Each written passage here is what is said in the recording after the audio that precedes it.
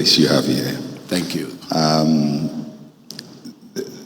Every building process requires a certain level of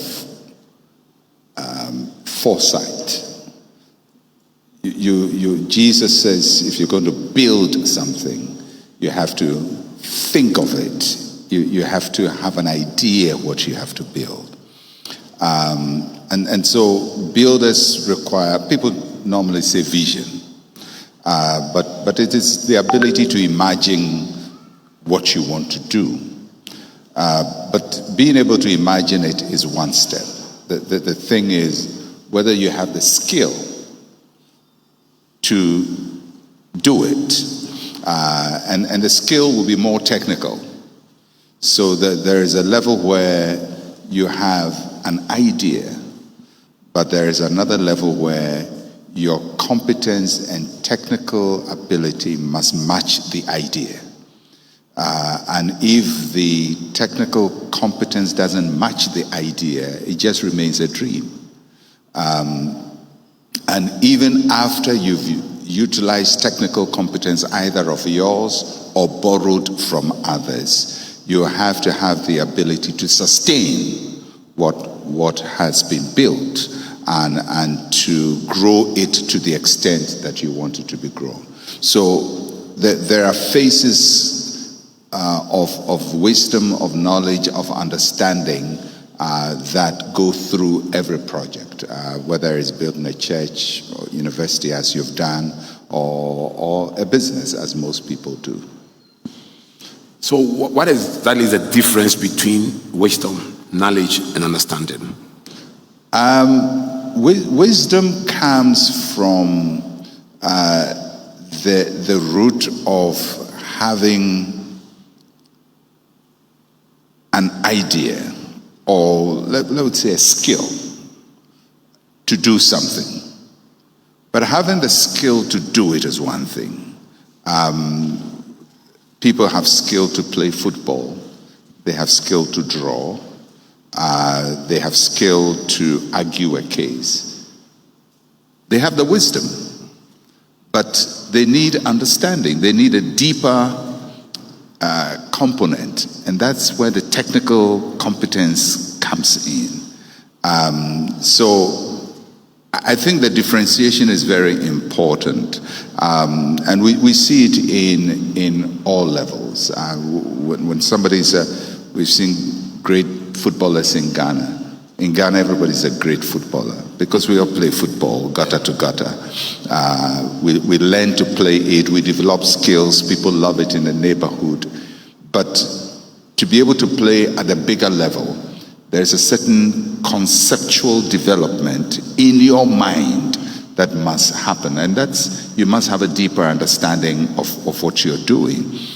So the talent and the technical skill create the differentiation between wisdom and understanding. Amazing.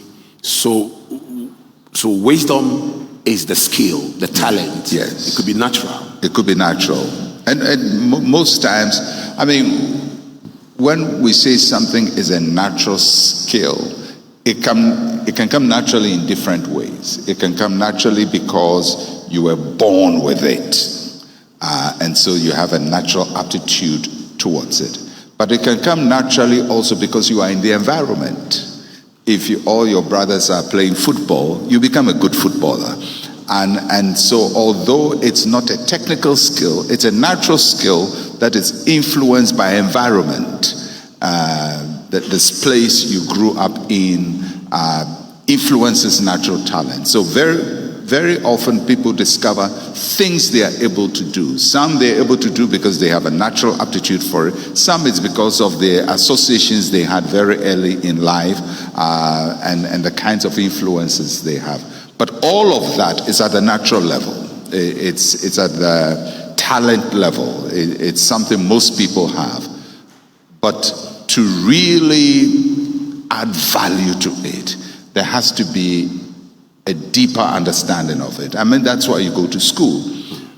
You go to school not just to learn, but but also to sharpen your initial talent base. And you need that understanding to complement your wisdom.